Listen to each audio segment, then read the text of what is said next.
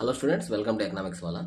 Recently, International Monetary Fund (IMF) its annual report లో మనకి stabilised arrangement of currency management అని చెప్పి discussion చేయడం జరిగింది.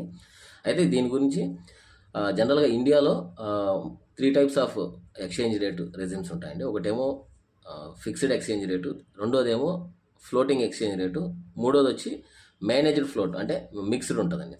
బట్ ఇండియాలో మనకి ఫారెక్స్ రిజర్వ్స్ చూసుకుంటే ఫారెక్స్ రిజర్వ్స్ ఆర్బీఐ కంట్రోల్లో ఉంటాయి, కస్టోడియన్ ఆర్బీఐ కాబట్టి అకేషనల్గా ఆర్బీఐ ఇంటర్వ్యూన్ అవుతుంటుంది. అంటే రూపీ డిప్రిషియేట్ అయినప్పుడు కానీ లేదంటే అప్రిషియేట్ అయినప్పుడు కానీ ఆ డాలర్స్ని పర్చేస్ చేయడం కానీ లేదంటే సేల్ చేయడం కానీ ఇది జనరల్గా RBI under the central government కింద ఇది కండక్ట్ చేస్తుంది.